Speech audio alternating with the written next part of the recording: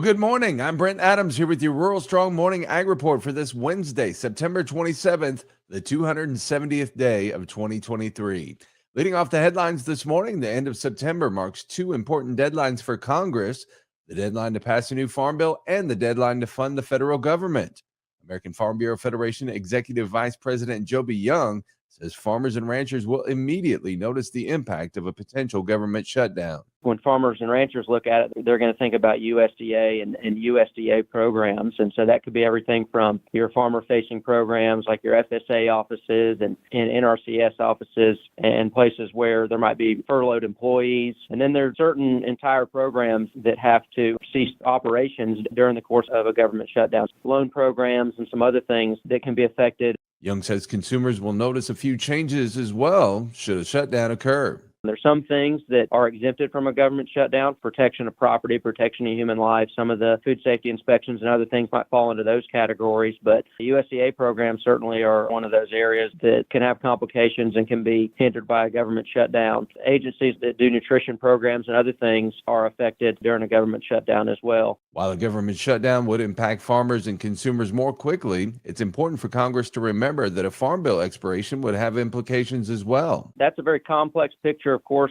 the government shutdown clearly is a much more immediate impact. A farm bill expiration, a little bit more flexibility there because the programs that are under the farm bill across many agencies have a variety of expiration dates, but none of this is ideal. They're all certainly things that you don't want to see. And so that's why it's important to both resolve the government funding debate because of its immediate effects, but also quickly move on to consideration of a farm bill and avoid any of the negative effects that might come from that. That's American Farm Bureau Federation Executive Vice President Joby Young. Well, during a recent webinar, the staff at Agricultural Economic Insights looked into the current economic conditions in agriculture and what might be coming in 2024. Brent Gloy, co-founder of AEI, says the last 3 years have seen an above-average farm economy. This surprised me a little bit. USDA just adjusted the 2022 net farm income to the all-time record high in 2022. Now, it surprised me a little bit. I know on our farm, it was probably our best year ever. We had very high prices for commodities, and we had quite a bit of government farm program payments in that year. So it was a very good year. While the USDA forecast is for lower profits for this year, Gloy says the income level is still high compared to past years. 2023 is forecast to be down a bit, but still at a really high level. As we're going into this situation that we're watching right now, where we're starting to see commodity prices fall substantially, we're coming off of 3 pretty good years, and I think that's important to remember. AEI's David Widmar says the drop in farm economy from 2022 to 2023 is large, but it's important to keep things in perspective. It was a big number, $40 billion, almost a 25% decline. That sounds like a shocking, scary number, especially when you put it in context of high production expenses, high fertilizer, high interest rates. But as we talked about earlier, it's still historically a really strong year. And it's really the artifact of coming off of a record high number. When you start to revert to the mean after a record high, you're going to have some big adjustments. Widmar talks about what's driving the drop between 2022 and 2023. Value of animal production. A lot of this is coming out of the hog sector. Poultry is not doing very well also. And so a lot of the farm economy hits came out of the animal side. Higher production expense accounted for about $16 billion. Lower direct payments, almost $5 billion. Interest expense, that one kicked in at almost $9 billion of an extra upturn here. Well, for more information on their economic insights, go to aei.ag.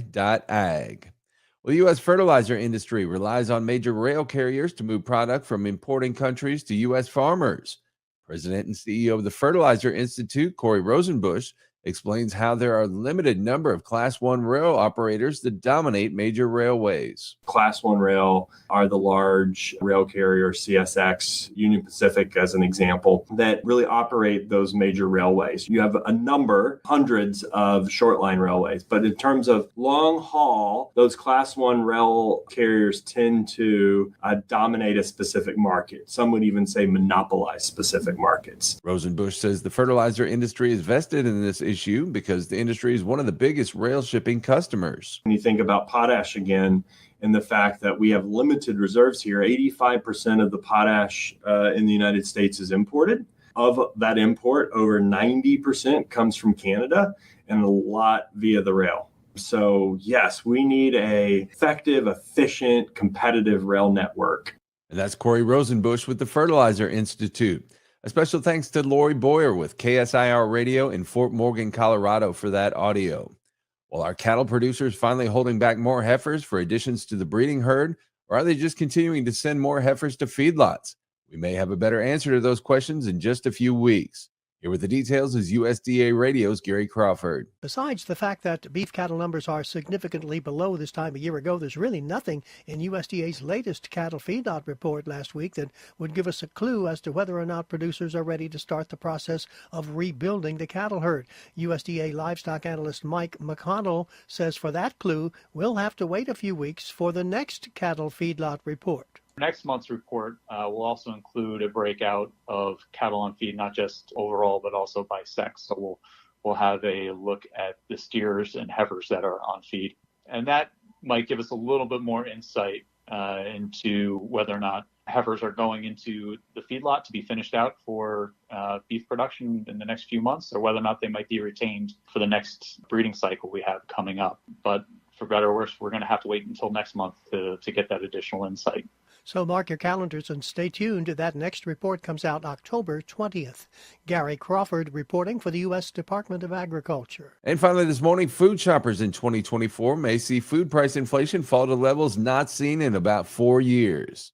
Here again is Gary Crawford. If you do the grocery shopping at your house, you know firsthand that food prices have gone up a lot in the last 3 years, especially in 2022. But there is some good news on the food price front. The latest forecast for food price inflation at the grocery store this year is for prices to end up 5% higher this year than last. And that is well below the 11.4% increase we saw in 2022. USDA economist Matt McLaughlin told us, no, we have not seen overall grocery price inflation disappear this year, but what we have seen this whole year is very gradual disinflation, or not price decreases, but a slowing of price increases. And we expect them also to continue into the future as well. Yes, in fact, Matt's early forecast for 2024 is for grocery store food prices to rise, but only by 1.6%. The average yearly food inflation rate over the last 20 years has just been 2%. So we may finally see prices returning to normalcy.